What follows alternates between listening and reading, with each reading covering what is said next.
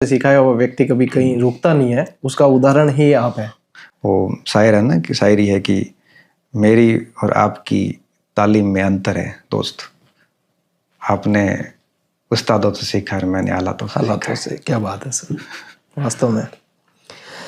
एक सवाल है सर, अब तक आप कितनी प्रतियोगी परीक्षाओं में विद्यार्थी के रूप में शामिल हुए? देखो, मेरी पहली परीक्षा एसएससी थी जी। तो एसएससी मैट्रिक सीजीएल दोनों में हुआ, दोनों में मेंस फेल हुआ। फिर यूपीएससी दिया, यूपीएससी में मैं आईएएस मेंस दिए, और सीडीएस में मैं एसएसबी दे के आया, आईएमए का, इंडियन मिलिट्री एकेडमी का, और असिस्टेंट कमांडेंट में फिजिकल आउट हुआ। परीक्षा सबकी पास करी और ये सारा हो गया। रेलवे में एक असिस्टेंट स्टेशन मास्टर का पेपर दिया था, जिसमें मैं साइको टेस्ट में फेल हुआ था, रिटर्न क्लियर था। और एक बैंक का दिया था, जिसमें रिटर्न में फेल हो गया। केंद्र में तो इतने ही दिए। स्टेट की बात करूं तो आरपीएससी में आरएस का दिया, इंटरव्यू भी दिया था, और फर्स्ट आरएस का तो आप 4 बार दे चुके? हाँ, इंटरव्यू भी दे चुका आरएस का तो जी। आरएस का दिया और कॉलेज प्रोफेसर, और फर्स्ट ग्रेड, और सेकंड ग्रेड, हेडमास्टर। एक एग्रीकल्चर मार्केटिंग ऑफिसर आया था, वो देने तो नहीं गया, लेकिन उसमें तैयारी की थी। हाँ, तैयारी करी थी, गया नहीं था। तो ये सारी परीक्षाएं मैंने पास भी कर ली आरपीएससी की तो, और बस यही परीक्षाएं दी थी। हाँ, एक नवोदय विद्यालय में हुआ जी, एयरफोर्स में, आरबीआई में, और कोई छोटा मोटा रह गया तो पता नहीं। 30-35 परीक्षाएं लगभग खूब मान के तो चलिए। यही अनुभव अब बच्चों तक जा रहा है। मतलब बच्चे कई बार ये सोचते हैं कि कैसे क्या करना है, लेकिन ये अनुभव ठोकरे खाने से उन्हें बचा देता होगा। बस बिल्कुल, ये चीज़ें कहीं ना कहीं देखो, हमने 2006 से मैंने परीक्षाएं शुरू करी, 18 तक दी है। इन 12 सालों में मान के चलिए 2-3 का एवरेज तो साल का रहा ही है। 30-35 परीक्षाएं दी है, पास लगभग सब में हुआ। बस किसी दूसरे या तीसरे चरण में फेल हुआ अलग इश्यू है, पहले चरण में निराशा हाथ लगभग कम लगी है।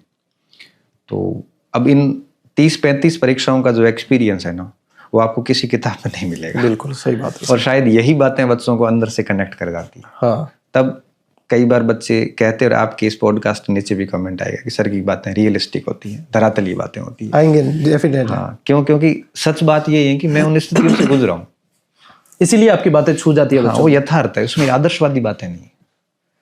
मतलब कहते हैं कि बादाम खाने से अक्ल नहीं आती, ठोकरें खाने से आती है। लेकिन मैं इसमें थोड़ा सा ऐड करता हूँ कि ठोकर खुद को खानी जरूरी नहीं है। हाँ। हमने खा रखी है, आप उनसे भी सीख सकते हैं। और जिसमें गणपत सिंह जी का नाम आ जाए तो फिर बाकी सभी विराम ले लेते हैं। अगला प्रश्न मैं सर से पूछता हूँ, इसमें से सर पहली सफलता आपकी कब, जिसमें ज्वाइन किया आपने? ये आप यूं समझ लीजिए कि काफी चीजें हैं। 9 में कर लिया था, जिसमें सैलरी आ गई आपकी? हाँ, आरबीआई में 9 में था। आरबीआई में, हाँ। फिर वो वहाँ से कुछ चीजें ऐसी भी थी कि वो फिर एलर्जेटिक दिक्कत वगैरह बहुत सारी चीजें हुई थी, ह्यूमिडिटी, हम सूखे क्षेत्र के लोग थे। फिर बीएड भी चल रही थी तो वो कर दिए। और यहाँ राजस्थान स्टेट एग्जाम में सेकंड ग्रेड में किया। सेकंड ग्रेड में पहली ज्वाइनिंग कब हुई है? 11 में परीक्षा दी थी, मार्च 12 में रिजल्ट आया, और जनवरी 13 में ज्वाइनिंग हुई। अच्छा। सेकंड ग्रेड में एक बार फेल हुआ था। अच्छा। 10 की वैकेंसी थी और कुछ पॉइंट से रह गया था, हालांकि इतनी तैयारी थी नहीं, सीरियस भी नहीं था। दोबारा दिया तो फिर उसमें हो गया था। और सेकंड ग्रेड के बाद में स्कूल हाँ, फिर एक बार स्कूल लेक्चर में फेल हुआ। पहली भर्ती में शायद 62-67 पोस्ट थी, उसमें फेल हुआ। फिर वापस अच्छे से दिया था तो फिर 13वीं रैंक से हो गया था। अच्छा।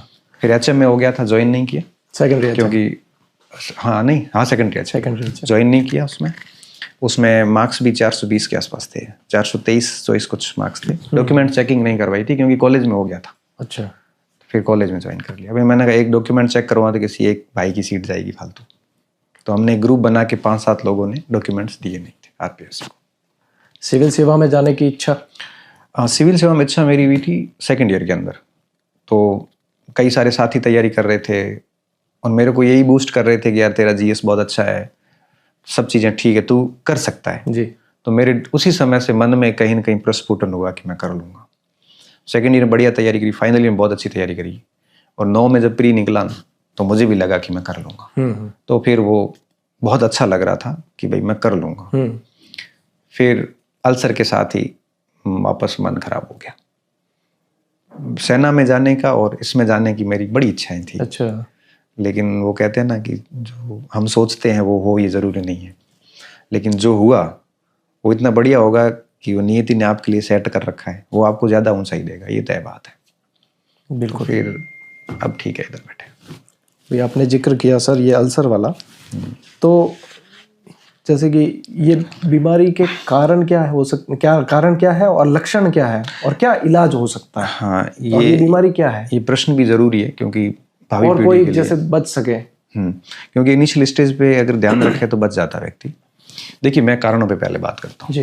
कारण अभी तक मेडिकल साइंस में उसके पता नहीं चले। और बीमारी कौन सी है सर? अब 3 प्रकार के कारण बताते। कोई कहता है कि आप मांस मदिरा के कारण होती है, तो मेरी तो 7 पीढ़ी में कोई करता नहीं, ना मैंने कभी देखा ऐसा कुछ। दूसरा कहते हैं टेंशन से होती है। अब टेंशन तो मैंने ली नहीं क्योंकि मैं तो कभी बेरोजगार ही नहीं रहा, घर में स्थितियां कभी खराब रही नहीं। और नॉर्मल चिंताएं होती है, वो तो सबको ही होती है, वो तो सबको ही हो जाती फिर ऐसे होती तो। तीसरा कहते हैं कि फैमिली हिस्ट्री रही होगी। जी। अब मेरे पापा को रही नहीं, दादाजी को रही नहीं, उससे पहले अब रही है तो पता नहीं। और एक कारण बताते हैं ऑटो इम्यून डिजीज, कि आपकी इम्यूनिटी आपकी सेल्स को शत्रु समझ के अटैक करती है। अच्छा। और बड़ी आंत के अंदर है वो घाव कर देती है। ये सबसे बड़ा कारण बताया जाता है। इस सब मेडिकल साइंस में यही कारण है। अब होता क्या है कि आपकी इम्यूनिटी जब उस बड़ी आंत को डैमेज करती है तो उसमें छाले हो जाते हैं। अच्छा। जिन्हें हम अल्सर कहते हैं। अल्सर कहते हैं। अब वो छाले क्या करते हैं, धीरे धीरे रिसने शुरू होते हैं, फोड़ा बन जाता है। वो छाला अंदर हवा मिलती नहीं है तो सूखता नहीं है। फिर क्या होता है कि धीरे धीरे फोड़ा रिश्ते रिश्ते रिश्ते रिश्ते उसमें ब्लीडिंग होना शुरू हो जाती है और आंत की पहली परत कटनी शुरू हो जाती है। हमारी बॉडी में बड़ी आंत पानी पचाने का काम करती है जी। छोटी आंत खाना पचाती है। अब जैसे खाना पचा, खाना अंदर गया, बड़ी आंत में जाने के बाद जैसे सामान्य लोग होते हैं ना, उनके अंदर जैसे वो मल अंदर जाएगा ना तो क्या है कि लिक्विड डाइजेस्ट हो जाता है और वो अच्छे से दिन में एक बार फ्रेश व्यक्ति हो लेता है। ये प्रोसेस 24-25 घंटे चलती है। अल्सर वाले व्यक्ति के साथ क्या होगा कि वो बड़ी आंत उस पानी को डाइजेस्ट नहीं कर पाते, वो मल लिक्विड फॉर्म में रहता अंदर। आंतें पूरे दिन बचती रहेगी आपकी और पूरे दिन आप बाथरूम जाते रहोगे, वो पूरी साफ तो होती नहीं है।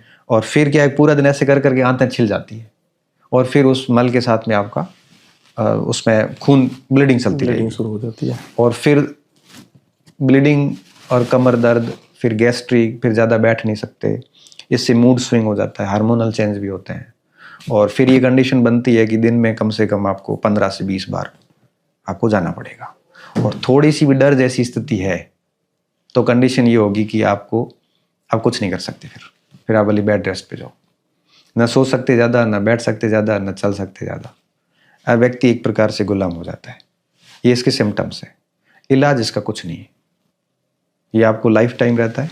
भविष्य ये होता है इसका कि अगर आप मेडिसिन से कंट्रोल करके रखते हो तब तो ठीक है, और मेडिसिन काम करनी बंद कर दी तब आंत को काटना पड़ेगा। अच्छा, लास्ट में कोई इलाज? लास्ट ऑप्शन यही रहता है कि आपके